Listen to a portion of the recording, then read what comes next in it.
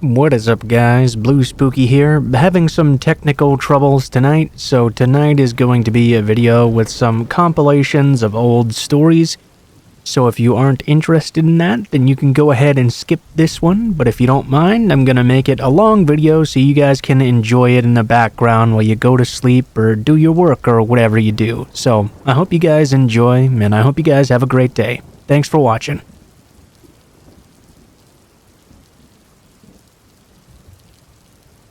My mom was a single parent of 3 kids. We were pretty poor, so she worked pretty much 24/7. This meant that as kids, my siblings and I spent a lot of time home alone. Well, this story happened when I was 14, at the very start of summer. My older sister had moved out by then, and my little brother got sent to stay with my grandpa for the summer. This meant I was home alone from about 7 a.m. to 6 p.m. every weekday. I didn't really mind too much though. I spent most of that time playing Neopets or watching awful daytime TV. Well, one day, I had not long woken up, and my mom had gone to work hours earlier. It was around 12 p.m. or so. I got up to make some food, let my dog outside, and settled down on my bed to eat a bit. I remember watching Rock of Love, and remember exactly the bit of show I was watching too when this happened, even though it happened so many years ago. As I was sitting there watching, I heard a loud smack on my window. My window was a double window that needed 2 blinds, 2 curtains, etc. This meant there was a tiny gap where you could see through the very middle of them, where they didn't quite touch together. I saw a shadow along with that sound. I also heard some logs falling down. Outside my window, there was a pile of firewood for the winter. I got up and walked over, thinking perhaps a branch or something had smacked against it, and that's when I saw it. A huge handprint left on my window right where the tiny gap was between my blinds. I freaked the fuck out. I couldn't even breathe. I was so scared. I called 911 and then my next door neighbor, who was a family friend. He ran over as soon as I said what happened, and he found the guy there still. A man in his mid-40s, sprinting out of my backyard into the street ahead. My neighbor tried to keep him there until the police arrived. When they got there, I told them what happened. They looked into the guy to see if he had a past, but nothing seemingly came up. He had been dating and living with another neighbor 3 doors down from my house for a few months. When asked what he was doing at my window, he told us he was never there. He was just looking for something. I don't remember his exact excuse. I just remember him saying it happened to be in my backyard. The police got a statement from him, and the neighbor who caught him and myself thought it would help to get him put away or something. I know, it's stupid, but I was a teen. I didn't know any better. They just let him go and didn't do anything. I waited to hear from them regarding next steps we could take, but I never got another reply. From then on, my anxiety was awful. I had motion lights set up outside my window as well, making sure I was never sleeping alone too. But it wasn't enough. I could never rest. Now I felt like I was constantly being watched everywhere. Who knows, maybe I could have been. How did this guy know I would be home alone? What did he want to find me doing? I felt so unsafe. Fast forward 2 months later. I'm staying with my best friend who lived across the street from me, and we were both in the shower. We saw a shadow walk up to the bathroom window. It was glazed over, so you couldn't see anything properly. I wiped off some of the steam, and who do I see? That guy from my window the other time, running away from the bathroom as I popped it open. I told my friend who it was, and we both freaked out together. We called the cops again, and again they did nothing. Worst part was, no one even believed me, minus the guy who'd found him the first time. My mom told me I was too fat for a guy to want to creep on me, and that I was just being dramatic. Nothing happened to the guy. He did this multiple times after, and I have to wonder how many others he did it to as well. The woman he was living with had a very young daughter at the time too. It still haunts me, though I guess it shouldn't. It just scares me. We can go on with our lives, and someone could be watching and waiting to prey on us, and we would never know. What would he have done that night if he hadn't accidentally knocked the firewood logs over? I'll never know.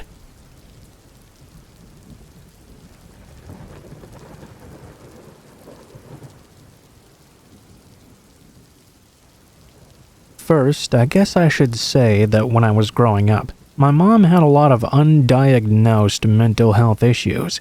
One of the more minor things she suffered from was extreme anxiety and social awkwardness, but in this case, it had a significant impact on what would come.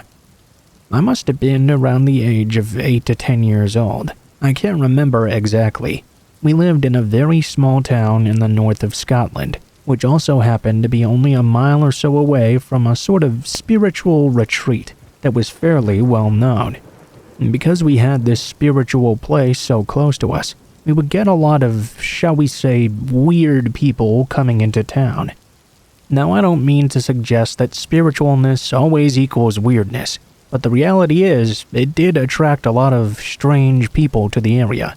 One day, I, my mom, and my little brother went up the high street to get some groceries, just a usual Friday afternoon. Outside the grocery store, just before making our way home, there was this guy with a large dog. Off the top of my head, I can't remember what breed it was, but it was one of those huge ones with the beautiful, pure white, fluffy fur.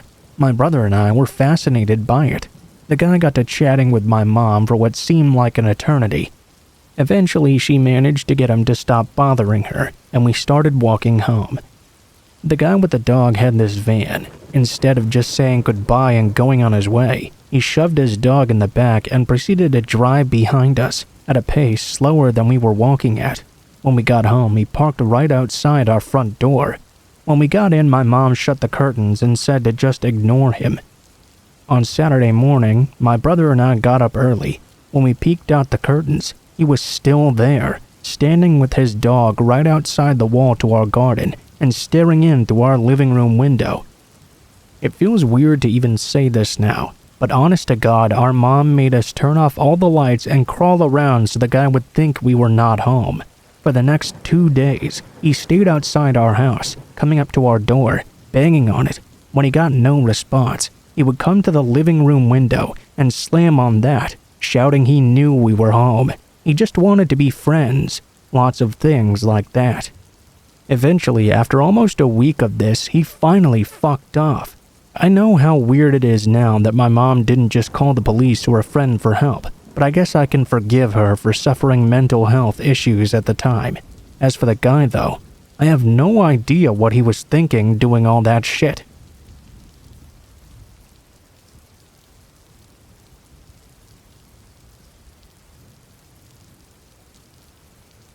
This happened when I was around 12 years old. It was in the middle of the night at my home. My dad would work the graveyard shift at work. Since it was the weekend, I had stayed up most of the night. It was somewhere between midnight and 1 a.m. My dad had told me to lock the doors and go to sleep, which I had done. I went to my room and finally fell to bed. After I went to my room, I'd only slept for about an hour though.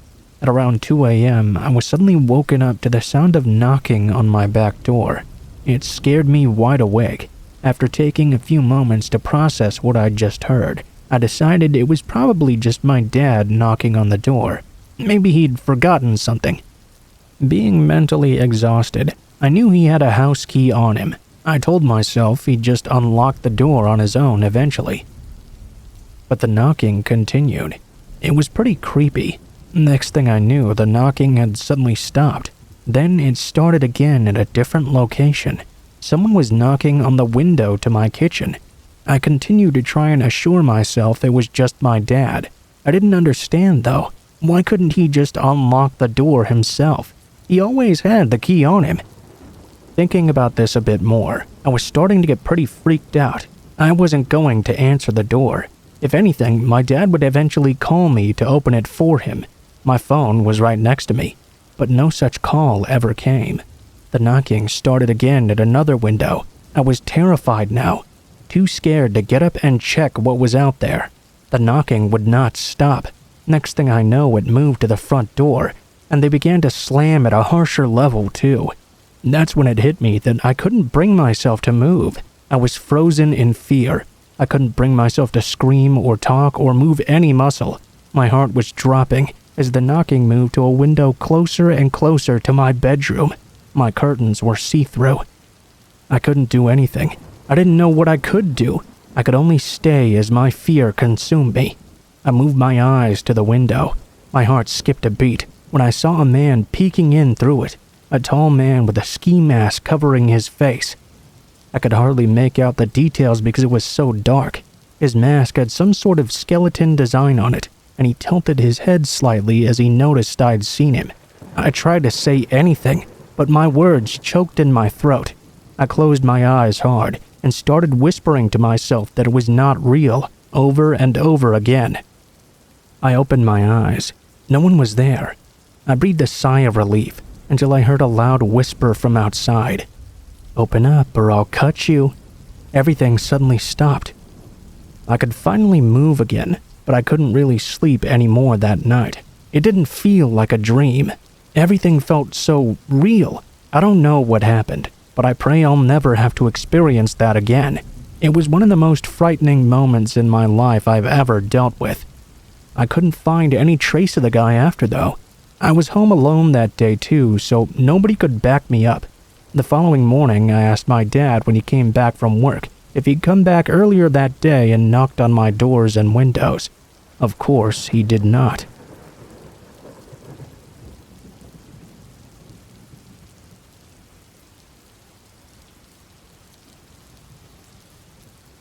My family used to move around a whole lot. That meant that when I was younger, I was almost always changing schools. It got to be very hard to make friends, not only because of all the moving, but because I always expected to be leaving again very soon. And that kept me from wanting to form new attachments. We moved so often it seemed futile. I mostly just kept to myself whenever I entered a new school. Well, of course, anyone who's been to school knows exactly how the loners are treated, especially in middle school. That was where I was in my education when this story takes place. My family had just moved to a semi-rural area. I remember this being the worst time in my life, and I still consider it to be that way, honestly. I was in the 7th grade, and I remember this year I turned 13. I had always been a bit of a small kid, and the fact that I was so quiet and a loner just made this whole thing worse on me. The bullying started pretty early, and it got pretty nasty too. In fact, it had gotten so bad I would try to make myself sick in the morning to avoid going to school.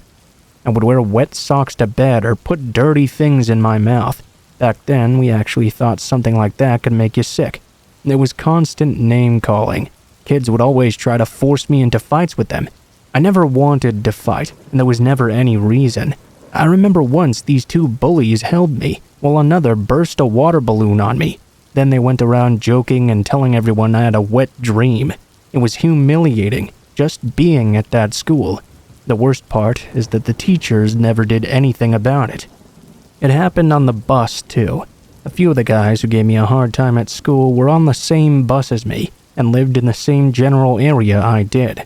Fortunately, I lived 45 minutes away and out in the country, so being home was the best thing for me.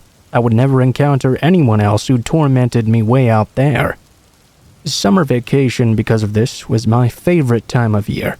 In that particular summer, it was even more welcome than before. I was able to just be home and not have to deal with the constant torment that was visited upon me. One of my favorite things to do was go out exploring into the woods. I would do that maybe a few times a week during the summer. There were a lot of woods in the area, so I was never short of spaces to explore. Sometime in the middle of the summer, I was out exploring in an area I'd never been in before. I'd come across some berry bushes and was surprised to find a good haul of blackberries. I decided I would pick them and bring some home, because they were pretty good actually. As I was walking along, I found a dead squirrel. It was obvious the squirrel had been shot and just left there to die. Whoever had shot it was doing it for fun, not for food. I found a bird in a similar condition. It was heartbreaking to see any of this. I wondered why people like to kill animals for fun. As I was out hiking this new area, I began to hear what sounded like footfalls every now and then. I'd never encountered any other people when I was out exploring before. I'd only once in a while come across an animal that wasn't a bird or a squirrel even, but I'd never seen anything dangerous out here. The footfalls I was hearing seemed like there was something bigger. I didn't think there were things like dangerous cats or anything like that around, but I did get a bit concerned when I heard what sounded like someone laughing. Then I knew if I had heard this correctly, there was a person out here in the woods following me. My first thought was I was about to get in trouble for trespassing. I didn't know who owned the land I was exploring on, so I began to get a little bit scared. I decided to go back towards my house, or at least try to find a road to walk along. I went off and kept hearing sounds that indicated someone was in the woods following me. I kept looking around, trying to see who it could be, but whenever I looked in the direction of the noises, they'd stop immediately, and I wouldn't see anything. Then I'd hear the laughing begin again. When I turned around to face it the last time, my heart froze in my chest. I was terrified. I was looking at a kid named Billy, one of my worst bullies in school. He was with a bully friend of his, Kyle, and the scariest thing of all was that both of them had rifles. They emerged from behind the trees to face me. I didn't know what to do. I was terrified at the scary looks on their faces. I thought about those dead animals. I was positive it was these two that had killed them. Kids my age shouldn't be out in the woods with rifles. I'm sorry. Being 13 and doing that sort of thing is just wrong. The proof I have of this? Both of them pointed their rifles at me right away. Billy taunted me, calling me horrible names and racial slurs. Then they said I was dead. I turned around to run. As soon as I did, I heard a gunshot ring out. I didn't feel anything, so I know I didn't get shot myself. But needless to say, I was terrified. I fell down to the ground. Kyle and Billy ran up to me and pointed their rifles at me. They called me names and made fun of me because I was scared. I didn't want to move. I just laid there on the ground, hearing their insults and being terrified. It was the worst feeling I'd ever had in my life. Then the most amazing thing happened. "Billy, what the fuck are you doing?" I heard a man's voice call out. "Oh, hey, Dad. We were just playing around, weren't we?" he asked me. He had a look in his eye that said he would shoot me if I didn't agree. "They were hunting me," I told Billy's dad. A huge man came up and grabbed the rifle out of Billy's hand and put it on the ground. He said 4 words I'll never forget. "Cut me a switch." Billy looked terrified. He took out his pocket knife and cut a switch from a bush or something. He handed it to his dad, and his dad began to beat him with the switch in front of all of us. Billy was reduced to tears, and I could tell Kyle was scared he would be next too. Lucky for him, Billy's dad deigned not to punish him. "Help him up," the dad demanded, and Billy did as he was told. "You apologize right now." Billy apologized, and the dad asked me if I was all right. I told him I was fine. He grabbed the rifle in one hand and Billy with the other, and he dragged the two of them off. I think Billy was going to be a lot worse for wear when he got home with his dad. Although my story does have a fortunate ending, it was a terrifying experience. Bullies are scary to begin with, but bullies willing to kill are much worse. Billy didn't bother me again after that. He just gave me horrible looks in school, but he never talked to me from then on.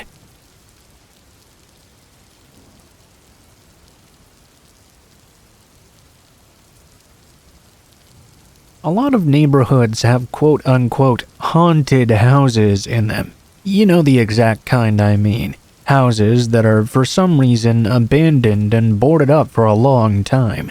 No one really seems to know why, so all the children just decide the house must be haunted or something. The older kids make up weird stories about it, just in order to scare their siblings and their friends. It's always just a bunch of bullcrap, but it becomes legend with the kids in the neighborhood. My neighborhood had something even better than that. You see, we had this old abandoned hospital. That's all I really knew about it, really. I knew it had been abandoned for a very long time. The kids in the neighborhood all claimed it was a mental hospital, but I never really verified that for sure. We had this little town legend about it, at least amongst us kids. So the story went that this was a mental hospital, but when they closed it down, the patients were released back into society. One of the patients, a man the kids called Lucky, not the cleverest nickname, but we're kids after all, considered the place to be his home and returned to living in it years afterward. Supposedly, this man lived in the basement. and would try to kill anyone who ever entered his home. The kids in the neighborhood would always dare each other to break in and spend time in that old hospital. No one would ever actually do it, though. I'd been dared before myself. The closest I'd ever gotten was climbing over the gate. Once I was on the other side, though, I'm not too proud to admit I chickened out immediately and hopped back over. There was one kid in the neighborhood that did take the dare completely, so this story is not a first-hand account of what happened inside. It almost scared me to death not knowing what really happened to him. I was a high school freshman on Halloween. A bunch of us headed down to the hospital to go about the usual daring. Some of us would go right up to the gate, begin to climb over, and then chicken out right away. One kid, though, that I didn't really know well, named Tom, was teasing us all mercilessly for being such cowards. He kept telling us that the stories of Lucky were just a bunch of baloney, and we were dumb for being so scared. About 6 of us had all chickened out and were being teased by this guy. We'd had enough of his crap. We told Tom that unless he was willing to put his money where his mouth was, he needed to shut the hell up. We were wrong in assuming that Tom was going to chicken out like us, though. He readily accepted our challenge and began to climb over the gate. He climbed over easily and jumped down on the other side. Then he waved at us and walked over to the door of the hospital. He actually tried to open the door as well, and that was more than any of us had ever done before. It didn't work, though. The door was locked. This actually gave Tom the chance to back out, but he didn't. After looking around for a bit, he found a large rock and used it to shatter one of the windows. We all got worried, of course. We thought the noise would attract somebody to the site, but that didn't happen. Tom broke the glass out of the basement window and then carefully lowered himself inside and out of sight. We were all pretty shocked at this point and a bit ashamed of ourselves as well. The shame that we felt, though, in no way compared to the paranoia that settled in on us as we waited for Tom to come back out. At first, we were just impressed he'd even gone in. Then, we were more impressed that he was staying in there for quite a while. And that feeling of being impressed, though, began to fade into worry. Longer and longer, Tom still did not come back out of the hospital. It was bad enough when an hour had passed, even worse when 2 hours had passed, and absolutely dreadful when nearly 4 hours had passed by and not a single peep from Tom.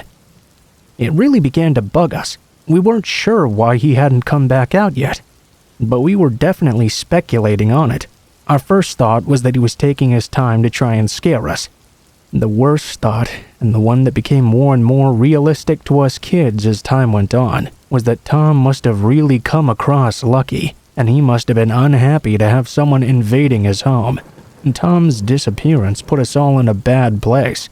We weren't supposed to be hanging out here. If he didn't come back, we were going to have to go to our parents or the police, and neither of those choices were going to be easy. When Tom still didn't emerge for 6 hours, we went directly to the police.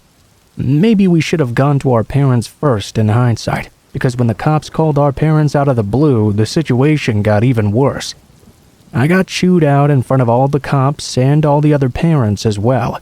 While the chewing out was quite bad, what happened when the cops went to the hospital to look for Tom was much worse. They searched the entirety of the property. The basement, the rooms, the hallways, everything. There was not a single trace of Tom or anybody else. The police figured he must have just exited the building somewhere else and left us waiting on the outside for him, although Tom still hadn't returned home yet. The police told his parents he was probably just playing out this prank, but Tom didn't return that night, nor did he return the next day. He didn't return the next week. Search parties looked for him throughout the town, but he wasn't there. The hospital was searched more than once, and nothing was found. No Tom, no Lucky, no indication other than the window that Tom broke that anybody had ever been there at all. Posters with Tom's picture were put up in the post office and in stores, but he never showed up. This happened in the 70s, and to this day I have no idea what happened that night. Tom was never found. The guilt I've felt throughout the years is pretty bad, but not nearly as bad as the wondering. I never saw Tom again. I don't know what happened to him when he went into that abandoned hospital.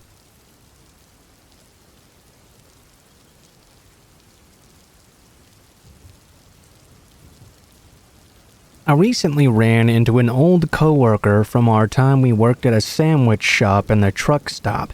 We chatted for a while before he had to leave, but I started thinking about my stint at that place, specifically the creepy sandwich guy. In college, I worked some overnights at that truck stop. It was a pretty safe place in a smaller town, and there had only been 3 incidents in the 4 years the place had been open before I got hired. 1, a trucker got robbed. 1, a group of ladies arrested for servicing the truckers. And 1 overdose. I was never really worried, even though my coworker seemed a little bit concerned that I was a young girl working overnights. Especially at a truck stop in particular, where there was only 1 other employee in the entire place. Usually it was really slow though. Most of the time I'd simply get 3 or 4 truckers coming in within the first hour. A couple of people would come in with the munchies and order 3 dozen cookies at one time, but usually it was around 1 person an hour if that. And that meant most of the time I'd spend about 3 hours cleaning ovens, finishing dishes, deep cleaning the lobby, that sort of miscellaneous thing. I'd spend whatever leftover time in between the customers coming doing my homework. The overnight boss on the other side, the gas station side, was pretty cool as long as everything was cleaned and temped regularly. A few weeks before I inevitably left this place behind, a guy came in about 20 minutes before my shift was set to end. It was around 5 a.m. at this point. My coworker had arrived earlier, so we could fill out some paperwork he had to get done soon. He was sitting in the back office already because of this. I started to make this particular customer sandwich, making a bit of small chit-chat like usual.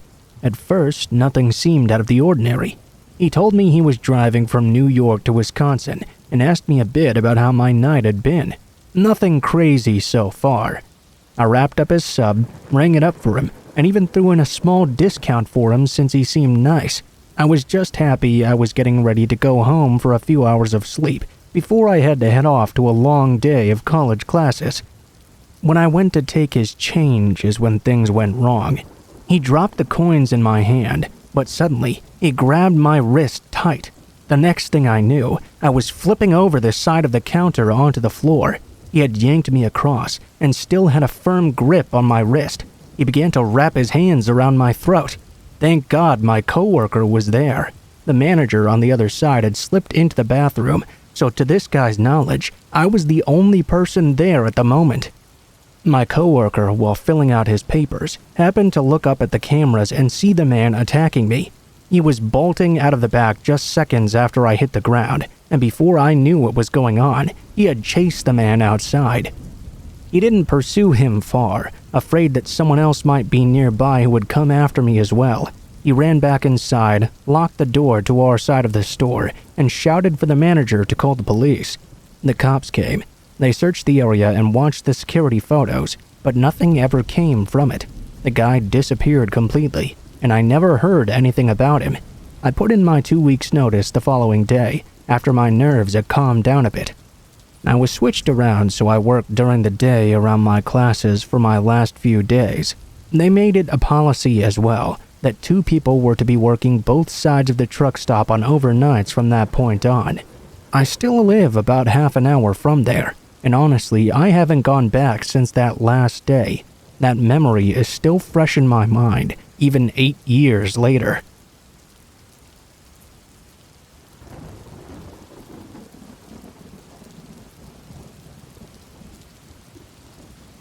So this happened about a year ago, and it's still pretty freaky. For context, my friend and I are both 22 and female. My friend Anna and I were bored one weekend and decided to go to a popular beach to take some pictures and just mess around together. We took pictures and had a pretty lovely day overall. On the way back though, we were starving, so we decided to stop at a McDonald's in the beach town. This town is really famous and nice. Lots of celebrities live there, and it's quite scenic. There's also a super famous restaurant right off the highway on the beach, that's known for rich people going. The McDonald's was directly across the street from that restaurant. Since so many famous people went to this restaurant and it was on a pretty busy road already, most of them had drivers that took them there, usually in big black Escalades. The drivers would hang out in the parking lot of that McDonald's, while their bosses ate across the street. Anna and I didn't really know this at the time. We just wanted a McFlurry. We go to the McDonald's, and right when we get out of the car, she starts acting really weird. She triple checks the car doors are locked and grabs her fancy camera to bring inside with her. When I ask her what's up, she said there's a group of drivers standing in front of the McDonald's smoking and staring at us, and it was making her feel weird. I'm a pretty chill and trusting person, so I didn't really think that much of it. It's a busy place and a super nice town after all. Not particularly worried. We go in, and there are a few other people in there about our age. We grab our food and sit at the table to eat. One of the drivers comes in and sits a few booths down with his back to the wall, right where he can see us. My back was to him, but Anna was getting really creeped out and wanted to leave. He didn't eat or order anything. He just sat there staring at us. Still though, like I said, this was a really crowded McDonald's in one of the nicest towns in Southern California, so I was feeling pretty safe. Living in South Central, you get used to the occasional creep. Still, Anna was freaked out, so I agreed to go. I had to run to the bathroom first though. It was one of those McDonald's where the counter and main dining room were one big room. Then there was a sort of hallway off to the side of the counter with more seating, and a bathroom at the very end way in the back. There was also a door going outside right next to the bathrooms. The bathroom had only 2 stalls inside. I walked into the first one, not really paying attention to whether or not anyone else was in there. So I'm in there doing my thing, when I hear the door open and I hear Anna call my name. At this point, I was very confused, since she was supposed to be watching our things. "Yeah? What's up?" She calls out to me. "Are you okay in there?" "Yeah, I'm just using the bathroom," I reply. She stood there in the doorway. After a second, I heard her leave, and I thought that was very weird. I walk out of the bathroom, only to see her waiting by the door with all of our stuff in her hands.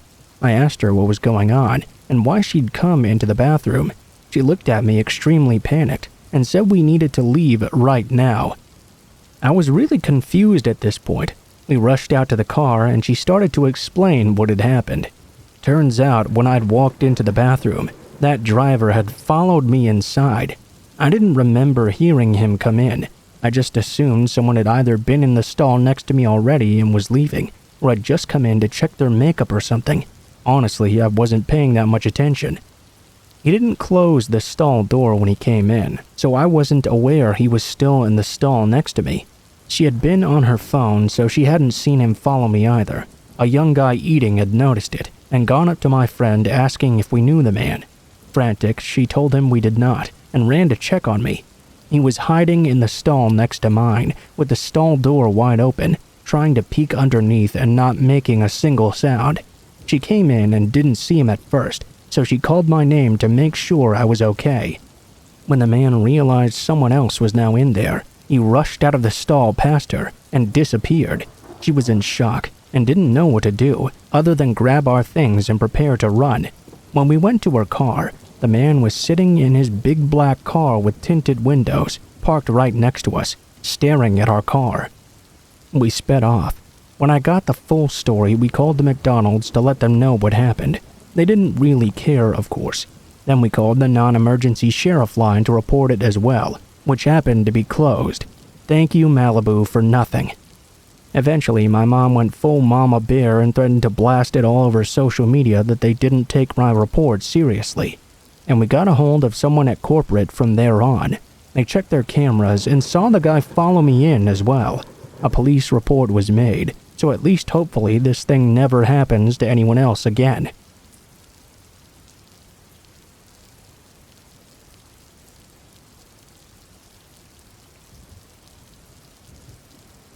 I was around 16 years old when this happened to me.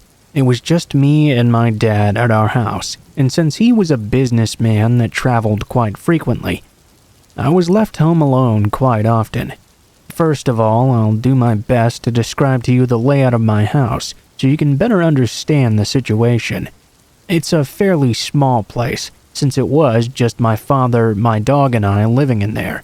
There was a long hallway full of full-sized windows, separating my dad's room and mine. Our dog loved to look out of them, so we always kept them open enough for her to glance out of. I was in the last room at the end of the hallway. In between the two rooms was my bathroom and a spare room. Let's get right into it then. It was around 11 p.m. or so when the worst night of my life began. My dad was passed out in bed after a really long day of work, and I was mindlessly dancing around my house getting ready for bed. I hopped into the shower, not knowing what was coming ahead. Of course, like a cringe-worthy horror movie, my dog suddenly started aggressively barking up a storm. I decided, of course, to go out and explore by myself. I headed to my room to throw some clothes on first, though, while my dog was still shitting bricks. Months before, I'm not exactly sure how, I'd somehow managed to break my door handle. You didn't have to twist the knob to open it anymore. All it needed was a gentle push. I was scared shitless when, after just having managed to put a shirt on, my dog opened the door herself. I looked to see her in my room, while in the midst of barking. That's when I looked out and saw it. There was only one window that had vision to the opening of my room. Just in the corner, I could see a person's face peeking in. Their face was so sinister, I can still see it in my mind years later. It was dark, so it took me a second to comprehend what I was seeing. When I finally realized, I screamed. My dad owned some guns, so when he heard me screaming, he ran out with his pistol loaded. He asked me what had happened, and I could barely mutter what I'd just seen. He ran outside to see if the man was still waiting around. We stood out there for a minute, scanning the area. All of a sudden, a man was casually strolling towards us from the opposite direction, about 100 yards away. I knew it was that very same man. I got that feeling in my stomach that you can never mistake. It was like he was trying to be so casual to cover up he had been there by coming from a different direction. They couldn't fool us, though. "You better stay the fuck away from my daughter. You see what I have here? You know what this does?" He held up his gun. I could have sworn my dad was just going to shoot the man. The strange man brushed off these threats quite easily, though, and didn't seem very bothered. "Fuck off, old man," he said, placing his hand in his pocket. My dad and I rushed back inside. The guy eventually went away, and it was almost like nothing had ever happened, but I still couldn't sleep a wink. I kept on thinking he was going to come back and hurt me because of those threats we'd made. We called the cops the next morning. They came and scoped out our house. The officer looked around trying to calm me down, but I was still pretty shaken up. He went out to the front yard, and that's when he noticed. In front of the windows in the long hallway, there were some small bushes, nothing much really. The cop from outside went to the window that had a view of where my room was. He tried to tell me the news without making me more upset, but he failed. There were indents in the dirt right in front of the window. That meant the guy knew exactly where he needed to look to see me. It seemed he had been there more than once as well, because there were various broken pieces of bush and divots in the ground. It turns out the guy was the nephew of my old neighbor. He had been staying there for months.